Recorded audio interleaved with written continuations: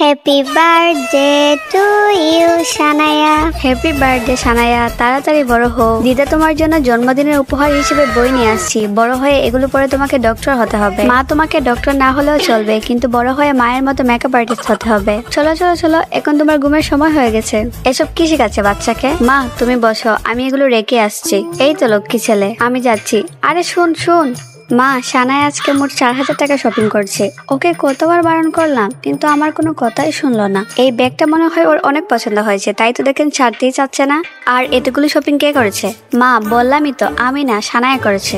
তোমাকে বলেছিলাম না এত শপিং না করতে, দিদা শুনলে বকা দিবে। করে যেহেতু ফেলেছো, তাহলে চলো আনবক্সিং করি। চলো চলো। এটা তোমার জন্য নয়, তোমার আম্মুর জন্য। পাপা এটা আমার জন্য এনেছে, তোমার জন্য নয়। অনেক আম্মি।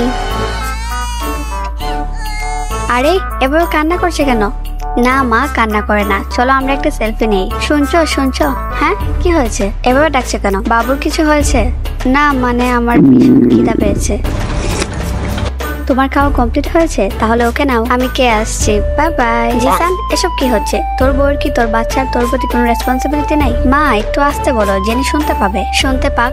ওই দিন দেখলাম মেয়েটাকে কান্না করেছে, ওকে একটা বাচ্চাকে সামলাতে পারে না? তুই ওকে কিছু না বলতে বলতে এমনটা হয়েছে। মা মা তুমি যেটা দেখেছো সেটা ভুল দেখেছো। সেদিন তো আমি আর জেনি সানায়ের সাথে খেলছিলাম, কিন্তু হঠাৎই ও কান্না শুরু করে দেয়। আমি বুঝতে পারছিলাম না কিভাবে ওর কান্না থামাবো। জেনি তো ওর কান্না থামানোর চেষ্টা করছিল।